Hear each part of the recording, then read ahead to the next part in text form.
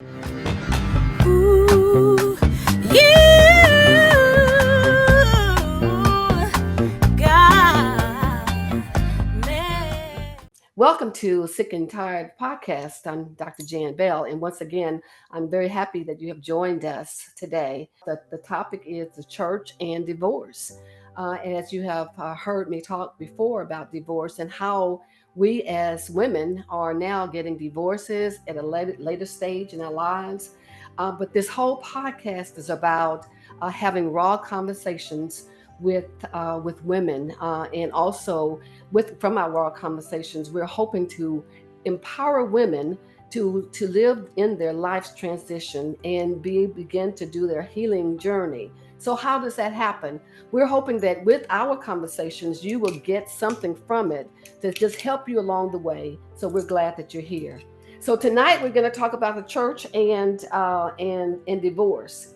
And I have with me the Reverend Denise Foxx, and she's in Marshall, Texas. And so we're doing a um, taping tonight. And Reverend Foxx, I am so glad that you're here with us tonight. Why don't you Thank tell you. everybody Thank about you so it? much for Yeah, having me. yeah.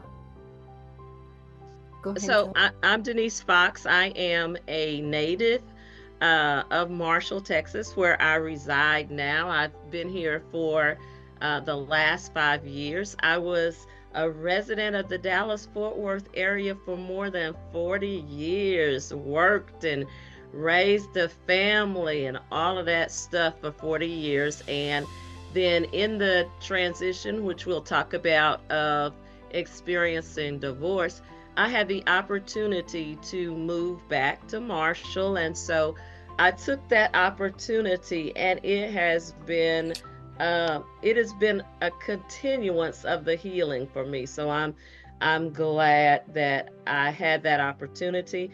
And Jan, I'm glad to be here with you this evening to just have a discussion about our journeys, because one of the things that keeps women stuck is that no one will have transparent conversations about what has happened in their life. And then there are a couple of things that block us: shame and guilt and all those kind of things. So, thank you Thank you. for wanting women to have wholeness and healing and to savor their lives after divorce. So, Yeah, yeah. It's a kudos to blessing. you. Yeah, thank you. It's a blessing to know you and meet you, and as we are sharing our healing journey, I'm looking forward to the connection, the sisterhood that we all need in this process. So I was telling Reverend Fox that for me, this is the first time that I have talked about the church and divorce, and that's because, and I've asked her to be our guest because she is clergy, and I am clergy, and I was clergy. I'm still clergy, so I've been clergy since 1990. And we have received our certificates, our diplomas, our doctoral work that we've done, and we've entered into the church. We've led congregations, we've led women in ministry, and so here we are. And we're going to have a good conversation about this. I know that I asked Dr. Fox if she has ever sat and talked about this before, and she hasn't. So this is a this is raw. This is really raw for both of us, and I'm really praying that something that we're saying today will help you. So I looked up the scripture. It says it's Matthew 19:6, and it says, "So they are no longer one flesh. What therefore God has joined together, let no one separate." Some say, according to the Bible, that marriage is a lifetime commitment, and churches view divorces in different ways, and most teach that marriage is a lifetime commitment from God. With it, which we understand that, and the church says that they understand that there will be divorces, and it's based on cases like adultery and abandonment. So I was telling Reverend Fox that we even you know, us as we have gone into ministry, as we have talked about marriages, and we don't do a whole lot of talking about divorces, and so I think that for me, I think that we don't do a good job, or we don't talk enough about divorces in the church. So we're gonna talk about that a little bit. So um, I want you to share, Reverend Fox, what has been your experience with the church and divorce. And so I'm gonna let you just talk a little bit. We're gonna talk about it together, and I'm just real excited about it. Okay. So, going back to the scripture, I can say that I wholeheartedly, even as a divorced woman, embrace the scripture that marriage is a lifetime commitment, and that God's will for marriage is that it is until death do us part.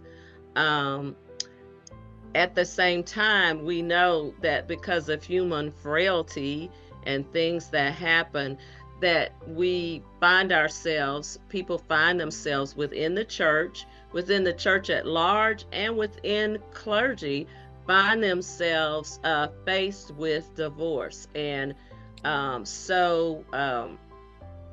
that is, that's exactly what it is.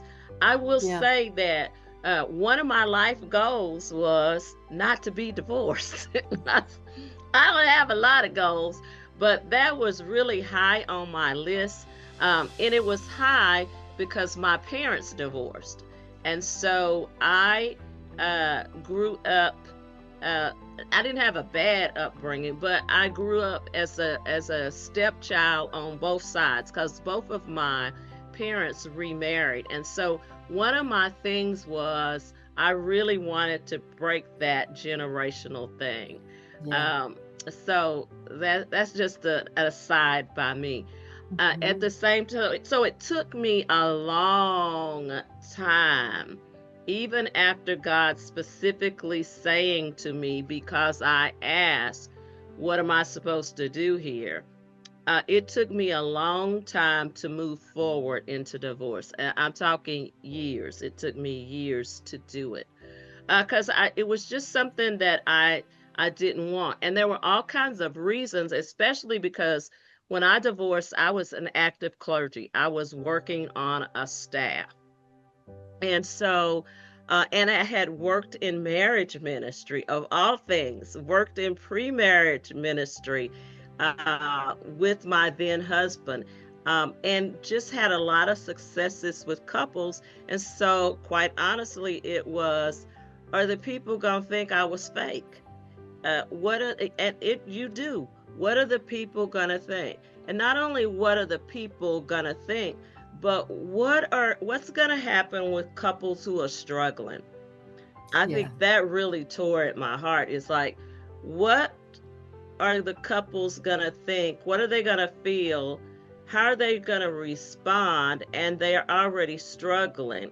But when I stop and think about that, that was awful prideful because there is a Jesus and it's not me. I'm yes, not yes, perfect. yes, Okay. But yes. those are kind of the things that ran through my mind.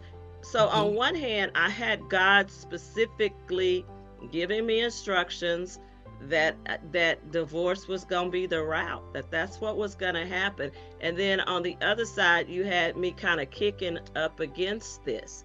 So it took a long time. I will say that a couple of things that I did really helped me to break through. One, I was always in counseling. I saw a licensed professional Christian counselor for about 10 years. For about 10 years, I did. She walked with me through all kinds of things, uh, pointed me back to scripture, pointed me back to what God had said to me. I also, as I was counseling, I had a spiritual director. Since I'm a certified spiritual director, I was also seeing a spiritual director who, of course, asked you those questions like, What is God saying to you about that? How are you going to respond to what God is saying? And quite honestly, the thing that finally pushed me was for a younger woman of God who is also clergy to say to me just in my face, listen, if you don't do something about this marriage, and if you don't do, there was another thing, if you don't do something about this other thing, she looked me straight in the face and said, you're going to die. Mhm. That got my attention. Mhm. That really got my attention, and it gave me the courage um, to move forward. So it wasn't an easy process. It was a long process.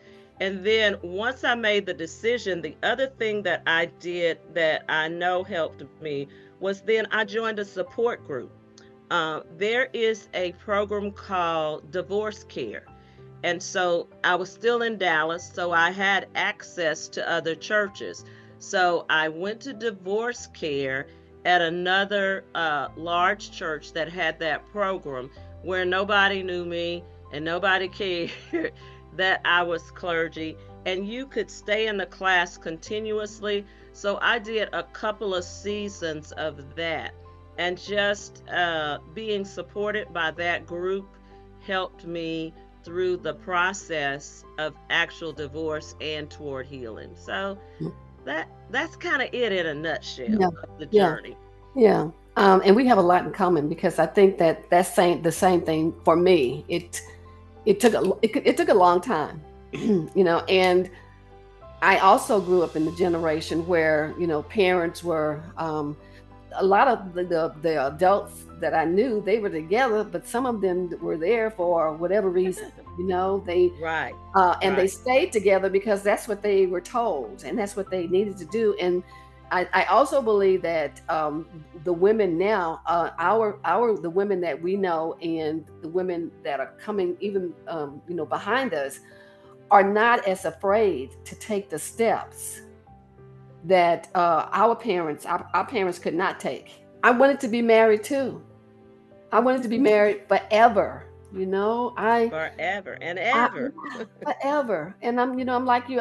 The scripture, when one flesh, we understood that when we got married. And we also, my ex is also clergy, though this is his second Mm, career.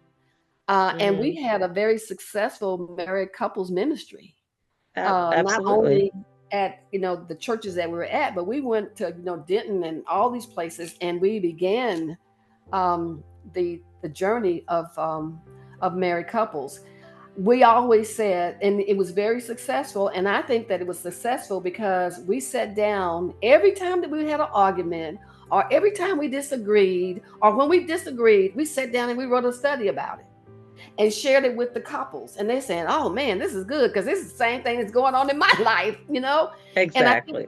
I think that that is why I think that this podcast is important because I have seen lives change even in married couples. But Reverend Fox, I'm just like you. I did not want to get a divorce. I Right. wanted to be married. And it took me a long time to come where I am to be where I am right now. Um, how long were you married? So I think because God has given me the grace of forgetting some things, but I think of not, not holding it in the and I say that because it was a part of the healing process to Yeah. not hold on to we've been married Yeah. this long. So I think it was 41 years. I Okay. remember at 40 years Yeah. uh, that we did a kind of brunch thing and took some pictures. So I'm pretty sure it was 41 years. And how And I've long have been you? divorced now for 5 years. Okay. Okay. Hmm. So that's the same way here, and I think you and I are probably. I was married 40 when I got the divorce. It was 48 years. Oh wow. Yeah. And I am so glad that you said that you saw a counselor because Oh yeah. uh, that's important for women to understand. I still see a counselor. I went for Hmm. grieving my mom in The counselor said to me, "You're not only grieving your mother, you're grieving your marriage." Right. And Right. how do they know that? We sit and we talk and we just pour out our hearts, and we Yeah. don't hear what we're saying. Somebody has to be able to be there to tell us what we're saying. Uh, Exactly. yeah. So I never wanted to get, but I am, and I understand that when I decided, so I was separated for 2.5 years. No one knew that. I was separated Of for two course and a half not. years. Yeah, right. And especially in the spiritual world. I mean, in the religious world. Right. But not even my family knew it. But that was it. Oh. And the reason why, especially being a clergy woman, I did not want anybody to tell me what to do. Because Mm. Mm-hmm. because some of our clergy sisters and brothers, they'll come back and tell us, maybe you don't need to do that. I told no one. And even Okay. even my friends that are not, I had to spend time in prayer, Mm-hmm. and I had to spend time with myself, and I had to Mm-hmm. spend time with my therapist. So my Mm-hmm. decision was not based on anything other than what I needed for myself, Mm-hmm. and Mm-hmm. the healing journey that I needed to go on. So I think that we have a lot of things in common. So as you were doing your work, and you said that you were counseling, I had even counseled a lot of people, even when I knew in my own marriage that it wasn't quite, what I needed to do. But I was a good counselor. I was good. I still Yes. have people that talk about how I helped them with their marriage. Right. And maybe I was learning from my marriage what to say in someone else's time. Um, but with that said, and you talked about going to a support group. I haven't even thought about that, and I'm Mm-hmm. I'm just now a year into my divorce, so I'm still really new on the healing journey. But I know I need more help. Yeah, well, that support group, because I went to a church in North Dallas. Um, I knew some people at the church, but those people weren't going to be in there.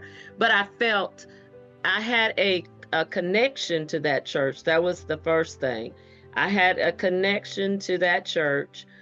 And then getting into the class, the people who led it they had actually been divorced, and they met each other and married each other.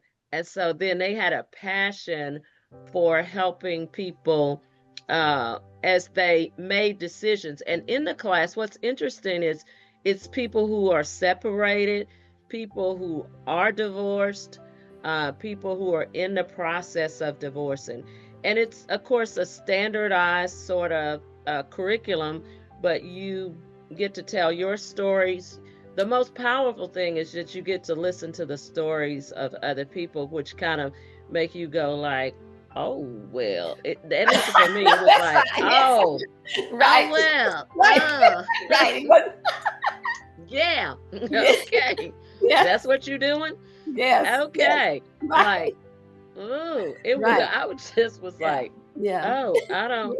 Yeah, I don't. Yeah, yeah. yeah. I can't hardly identify, but Right. anyway, but Yeah. it was good. And the other thing about the group was you had the curriculum that you went through, but they also built some social time in, Mm. so that there were times where you had somewhere to go. They also would check in on crucial things like, how are you going to spend this holiday that's coming up? Oh, nice. Yeah, and one thing about the Nice. couple that who led it was they were always an option for people.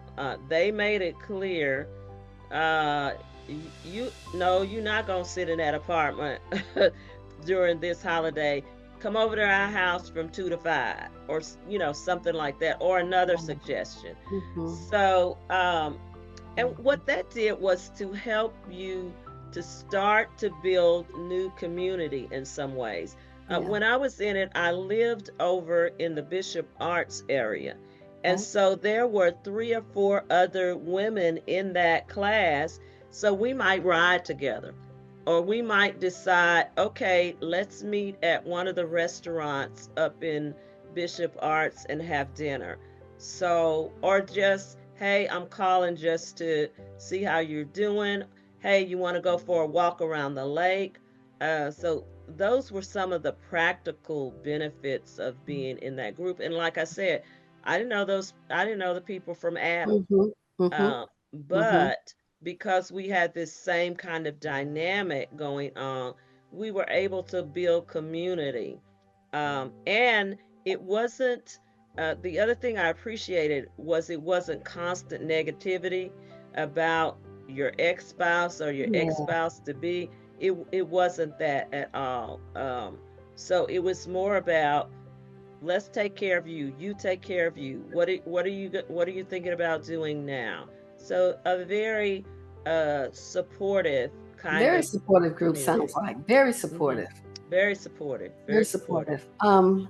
So when you decided to get a divorce, and as you were going through the process, did you feel any loneliness as you were, transitioning? This man had been in your life all these years, and all of a sudden the house is finally quiet. I mean, and all of a sudden you were alone. So how did you feel any of that going through the process of getting a divorce, or even after the divorce? I can say that that is one place where God's grace just overwhelmed me. Overshadowed is a better word. I think God's grace overshadowed me with that loneliness piece. I think with all the twists and turns that um, happened, there was what there was relief that now I don't have to be concerned about this, that, and the other. And I am an introvert, Okay. and so I'm an I introvert. can't believe that, but okay. I am. I'm really what they call the extroverted introvert. I uh, can rise to the occasion when I need uh, to, but that's awesome. why I can move back to Marshall. I don't none Right. of my siblings are here. Yeah. I had two cousins, close cousins that I grew up with who have since passed away. So I did not, that was God's grace over me. I didn't experience the loneliness. And I think too that I took some steps that helped me with that. I started with, what do I like to do? So even during COVID, I went outside every day and walked at the lake. I Okay. got out and I did things that brought me joy. Hmm. I didn't, even as an introvert, I didn't sit in the house and Hmm. go, woe is me. I wasn't, and on the other side, I wasn't going, yay, huh? Hmm. No, I wasn't doing that. But what I was doing, and what I still know that I'm doing really, is learning me again. Who am Yes. I? What makes me tick? What brings me joy? Just as me. Um, so I have to be honest to say, no, I didn't feel that loneliness, and I did not, at the same time, I wasn't overjoyed like, yay, I'm finally rid of him. That was not it. Yeah. Well, Yeah. I think for me, the 2.5 years that I was separated from Mm-hmm. him, I felt a loneliness almost to a point Mm. that, my mom had just passed away a little Oh, bit before that. yeah. And then, for him, the separation, it was like I was almost in a depression, basically. Mm-hmm. But the work that I needed to do, and you said that you were finding yourself again. I think that I lost myself somewhere, and I just Mm-hmm. didn't even know Mm-hmm. where I was, because I was the mother, the wife. I was the older daughter as a child. I was the Ah, oldest, and so with older, it's still, yeah. Are you the older daughter? I'm the oldest. So I had Yeah. a brother that was older than me, 15 months old, but he was sickly. So I, Mm-hmm. I'm actually, so I've been caring, nurturing someone for a long time. So, Mhm. and I did all my studies, but I don't really think that I really began to find myself until after my divorce, and that's a good Mhm. thing. That's a good thing. Mhm. Mhm. And I'm an extrovert. I like to be around people. I like to be around people, but I got a lot of extroverts around me too. So I didn't stay in the house. I didn't, I knew that I needed to get up and do something with myself. Yeah. Um, so it talks about, I read some things. I've been reading a whole bunch of things, and I still am concerned that the church is not, in my opinion, is not doing everything that they need to do. I know that we have churches that emphasize counseling, premarital Mhm. counseling. I went through premarital counseling. I don't know about you, but I did. So, Marital counseling. We went through marital mhm. counseling. We went, as far as my ex and I, we went through couples marriage counseling. Mhm. Um, Mhm. several times, Yep. as we're going through this process of trying to keep the marriage together. Yes. And then the post-marital counseling would be now, I'm finished with the marriage now. So what is it that Mhm. I'm going to do? However, I still think that, I, I still think that the church is not, and this is just my opinion, the church is still not giving persons that are divorced healthy ways of moving forward. I've Hmm. talked to a couple of, now and that's not everyone. That's just the churches Right. that I've talked to, um, and I think that we need to do that. And there's some churches that are not even offering counseling in their churches for divorcees. Mhm. They're not, Mhm. and I Mhm. think that is important. That there are people sitting in our congregations. I was sharing that on Sunday mornings we will say, and I did the same thing.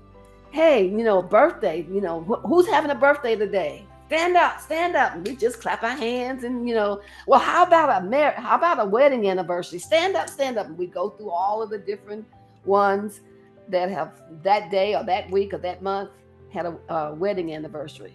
But how many times did we say, well, how about y'all that had a divorce? Stand up, stand Hmm. up, stand up.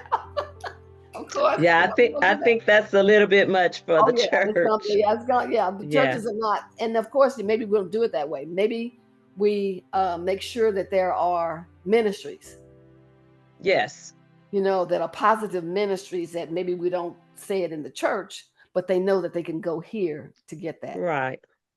Yeah, I think the churches, of course, in Dallas, I was always involved in large churches that had the capacity to have counseling ongoing, 6 days a week counseling ministries, and comprehensive, that's the word I'm looking for, comprehensive ministries that included all of that. um so my experience with the church helping with that process the church has been responsive, I would say. Um, even, Okay. and I'm trying to think about since I've been down here, where the church is much smaller. Um, I have not sensed I haven't sensed a punitive attitude toward divorced people. Of course, it just kind of like, oh, they divorced, and they just go on with that. I have not experienced, and I have experienced everywhere down here. I have not experienced that there is some stigma attached to that. In fact, one of the most popular, for lack of a better way to say it, uh, women who preachers all over, who is also an associate at her church, actually number two in line, is a divorced woman. And so, yeah, I haven't had the feeling that that's a, oh my God, you're a sinner kind of thing down here. Yeah. even here. Yeah. So Yeah. I even don't. yeah, Go ahead. even in the large, I've been involved with a large congregation. Um, I'll just say it like that. I've been involved with a large congregation down here who I've preached for 3 times, and I talked a little bit about it, and they keep asking me to come back. So I just Mhm. preached there a couple of weeks ago. So yeah. So yeah, but that is a liberating kind of thing. You know, I Mhm. don't. There are more of us that are divorced in the church. Right. I think that as we stand and we're honest with what's going Right. on in our lives, that the Right. church, the church responds to it, or they see that that is a ministry that's needed in the church. Oh, Um, absolutely. yeah, yeah. So I just want to say that there are more. I think that there needs to be more. Maybe the bigger churches are doing, and they are doing more than but the average size of a church is to 100 to 50 to 100 people. That is what Oh. they're saying. Oh yeah. So if Yeah. you have that small group of people, then you need to make sure that you are offering what it is that the people need. And Exactly. yeah, yeah, yeah. And I think in those situations that, what's going to be likely is that it's going to be a small group kind of thing, Hmm. or a person who is designated to handle that particular area of ministry. Um, Hmm. I Hmm. think that that's what we will Yeah, see. yeah. Yeah. And there are men who are divorced, Oh, yeah, uh, absolutely. that are clergy, and and they're still pastoring churches and doing what they need to do as well. Well, I They have are. this.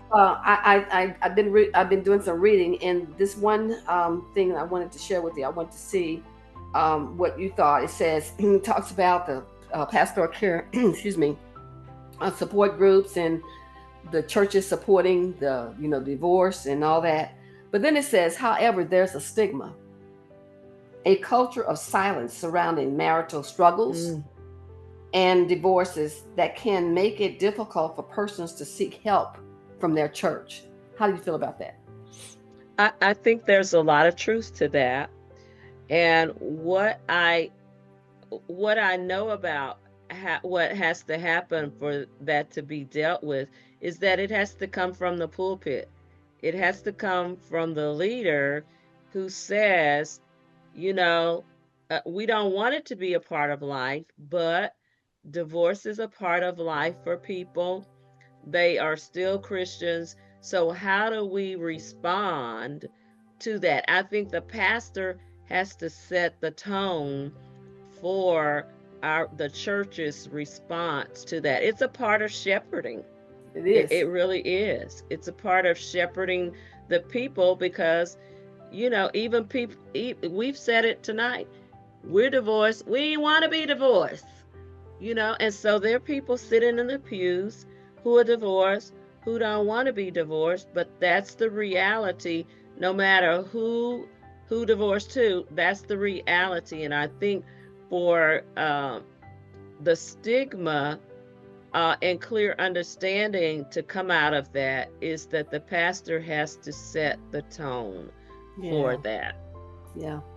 Because there are a lot of people that are sitting out. I mean, there will be people that will listen to us talking, and they'll be saying the same thing. I didn't want to be divorced either. I mean, this is not Right, what I wanted. right. And to say it out loud, I think that we don't say it out loud enough. No, I I think think, you're right. yeah, Yeah. yeah, and I think for me, it's good to say it out loud. Um, Yes, it's a part of the healing. it is a part of We healing. have to confess Yeah, like yeah, this didn't yeah, I ain't sign up for this. yeah. I did That's right. not sign up That's to be divorced when I right. said I do. Right, Yeah. right. And so you're right. We just need to say it out loud and know that it's okay. I also think that there is a stigma of shame somehow, or people are feeling this whole deal of shame because I'm Oh, not married. I got a divorce or whatever. And I think that there's a lot of that. that we want to not say anything because I'm shamed. I'm shameful because I'm supposed to be divorced. I mean, I'm supposed to be married, and here I am. I never felt any shame. I never felt any shame. I think that women need to understand that we get to a point, where it just, like you said, your friends, that you need to do something about this marriage. It gets to a point where even if we don't see it, somebody else sees it, and we need to check it out and not have the shame of going through a divorce. Because for me, I say I go to bed with peace. I wake up with peace. You know, Yes, yes, and that was the peace that I needed for a long time in my life. But I'm right, not shameful of it. right. Um, so when you began to tell people that you were divorced, what kind of responses did you get? I got a lot of shock. Um, in fact, I had an experience. Remember, I was working clergy when I divorced, and so I was working a funeral, and one of the elders asked me for my ex-husband's phone number, and I, I had to take a breath. I just had to take a breath because I said, "Oh Lord, what am I gonna say?" And so I finally said, "You know, I don't have his number." So I started very simply because I didn't know what to say. I said, "I don't have his number," and I stopped. And so he looked at me because he had known me for 40 years or more. He said, "You don't have his number. What do you mean you don't have his number?" I said, "We're not married anymore." And it just kind of it bubbled up, and I was beginning to cry. Mhm. Fortunately, so this elder was standing here, and here were an elder and another staff person who knew it. And so they just kind of hunkered down because they knew it. And so they stood with me as this other elder was talking to me about it. And then we didn't have very much of a conversation from them, but I know he reached out. He tried to reach out because that was the whole point of the Mhm. conversation. Mhm. So that's the most vivid, having to tell it, that I remember, that just kind of took my breath away. With my children, with our children, I I just talked to them and told them what was what.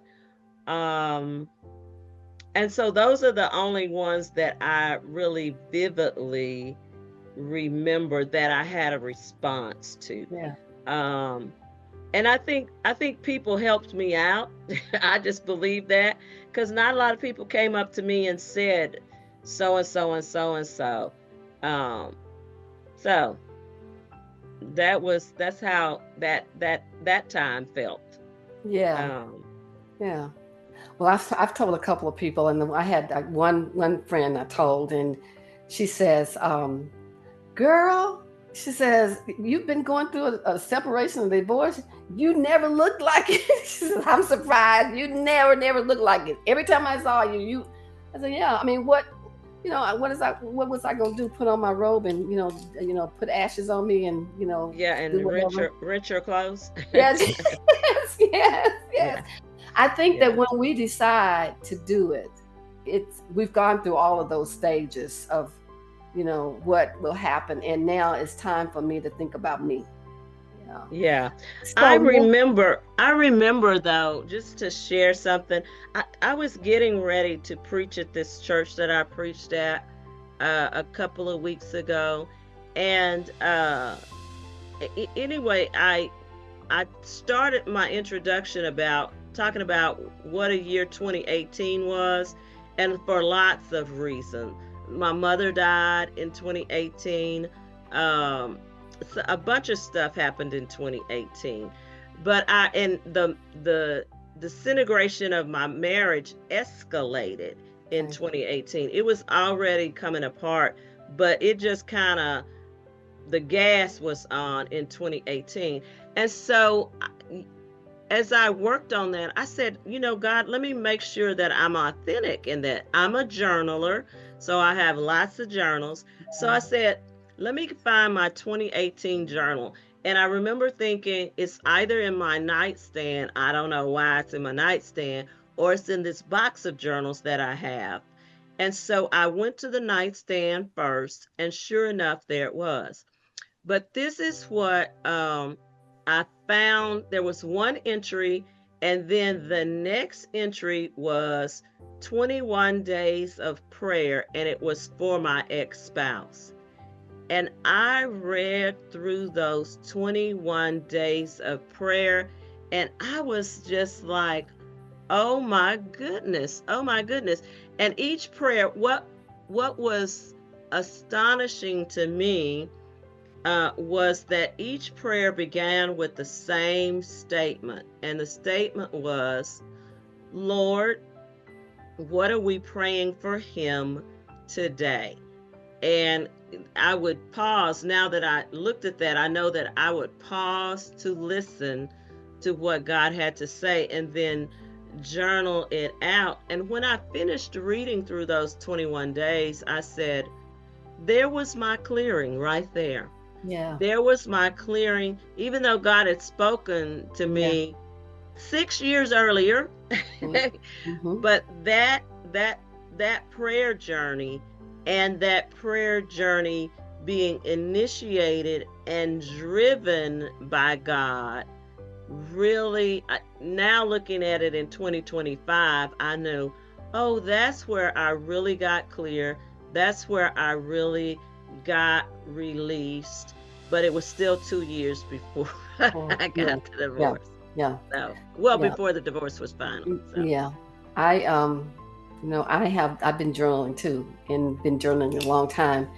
And in doing the time that I was going through my separation, I went back and looked at my journals, all the way back to like 2008. mm-hmm. And as I'm reading them, I don't know if you know, but I'm also a breast cancer survivor. And as I'm reading Ah, them, I all of that's in there. And there were points in dates that I was really sad, and I talked about my marriage. And I thought, oh my gosh, and as I'm reading it, I'm like you, God was just, how you can write and, the Lord just tells you something as you're writing. right. And the one thing that I realized was that, yeah, even back when, I may not have even been listening the way that I should. And my mom Mm-hmm. always said, always listen to the whisper. She said that until the day Mm-hmm. she died. Always listen to the whisper. But Right. eventually, you listen to the whisper, and I think when we decide that we're in a place where we just can't take it anymore, that's it. It's time to go. Then we can go Yeah. back and look at all those times that God has been speaking to us and we weren't listening.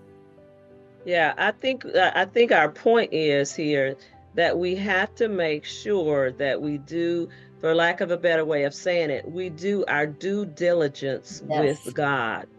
Yes. Because that's I mean, we stand before God uh in the end about, Yeah. did we do even this? Did we follow his instructions? Did we Yeah. follow his instructions? Yeah. So yeah. And we're the scripture says, "Be still and know that I am God," and we know that. Exactly. You know, Exactly. be still and know that I'm God. And then we Yeah, don't have all of a sudden we want to take over and not be still. And exactly. I think that that's the message that I would like to give to the women that will listen to us, that God is still in control of it all, and sometimes we Yes. just need to back up Mm-hmm. and be still and let God be God, and not let society tell us what we need to do. Mm. I Yeah, love that. I love yeah, that. I think that's, yeah, I think that says it in a nutshell, that we have got to be, as women of faith, as yeah, women of God, it begins and ends with God. And, we say this all the time when we talk about blessing, but his ways are not our ways, his no, they're thoughts not. are not our thoughts. No, And no, that applies to all things, not just good things. It Right. applies to all things, and so Right. we have to take that in. Yeah. And the ones of us that are are those of faith, we need to understand that you know it might not be tomorrow, it might be 10 years, but God has a divine plan. Yes. And God has, no matter what, how we take the left, God is going to always put us to the right, and we're going to do what we need to do. Right. So Right. as we are talking about this, and what would you like to say to the women that are listening to us today about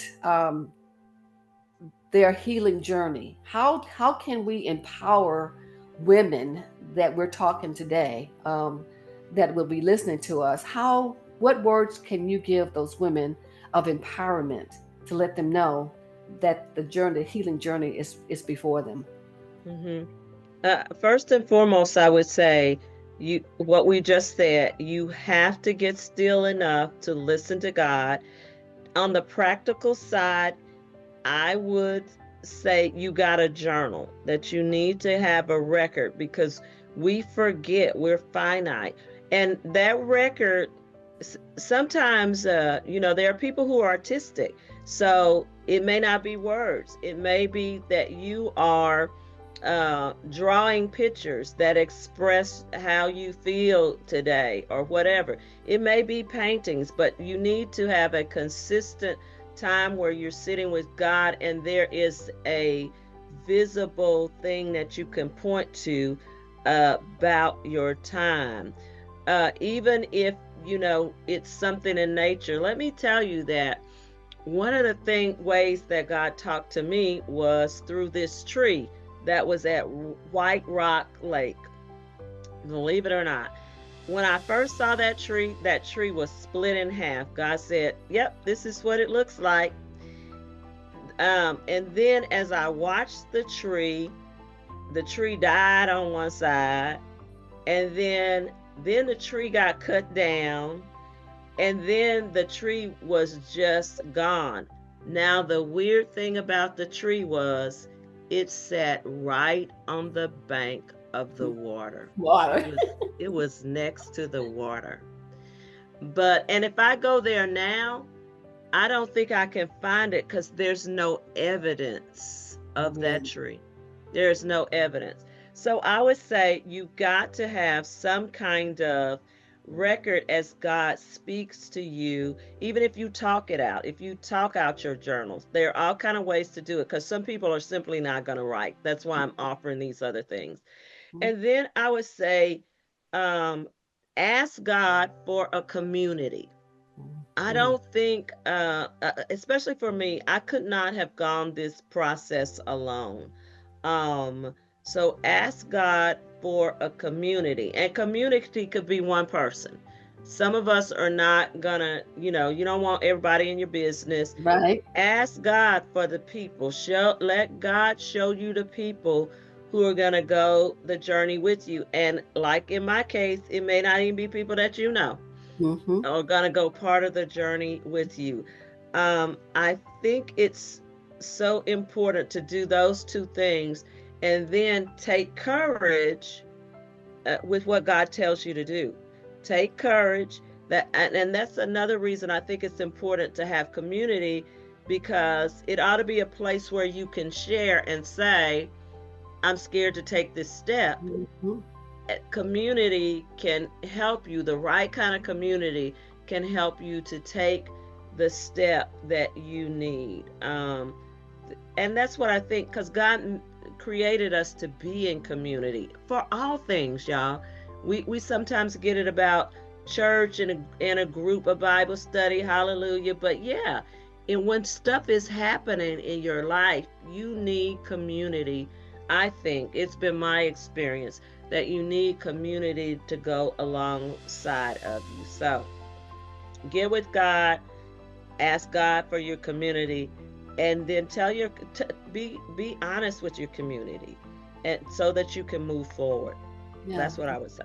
And don't forget the journaling, because that's so important. Yes. Yes. Yeah. Yeah, So that is so important. The Yeah, journey. with God, you're going to do that work. Yeah. And don't forget to get the therapist. Oh, Don't forget. yes. Yeah, that's a part of your community. So you That's, may have that's this right. stack community like I did. I had a group, I had a therapist, I had a Mhm, spiritual director. mhm, And then mhm, I had friends. I will say that as clergy, I did have to, well, I just because of who I am, uh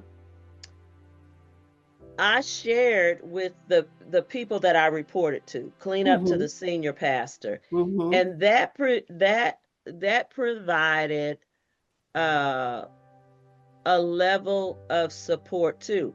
And it wasn't that they said something to me every day, mhm, or you know, mhm, but having them know, I didn't tell everybody, but having them know the people that I'm going to be interacting with, and a co-pastor, because I was mhm, a pastor and I were a team, mhm. um, a co-pastor, so that if things happen, if I had a day or whatever, they weren't wondering like, now what's wrong with her, Right. or where is she, or why doesn't Mhm, she? So mhm. there's a lot of vulnerability It is. that goes into this healing journey, I think, and so I found a lot of support then also, as a staff pastor. I mean, I felt supported. I really Mhm. did. And that, I think you said it. We can't walk alone in this journey.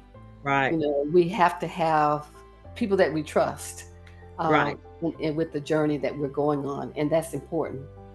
Very much So so. yeah, it is. So is there anything else that you would like to say or share with? Because I think that there's not a whole lot of us that are sitting up talking about clergy and divorce. It's just not. We don't do that. And I really appreciate you coming. And this has been on my heart for a while. And Oh. and here you come in my life, and we've talked about the worship and how important worship is in the midst of Mhm. the Mhm. journey of divorce. Mhm. I think I want to say that it is important to know that there is a God. You know, Oh, um, absolutely. there is a God, and I would not be able to get to where I am if my faith wasn't what it was. Exactly. Yeah, so that's important. I think that's important, and I want to put it out there. I mean, a lot of people have different faiths and different ways of their worshiping. Whatever it is, you need to have um, a God. You need to have God Mhm. as your leader, Mhm. and Mhm. to lead us Mhm. through this whole deal. Uh, Yeah. so, in the name of Jesus, Hallelujah. Yeah. God is the beginning and end. So I think probably the last thing I want to say is you kind of touched it. Yeah, I think that living in establishing your rhythm of life, and everybody's gonna have a different rhythm, but my rhythm of life is worship, work, and rest, and it's cyclical.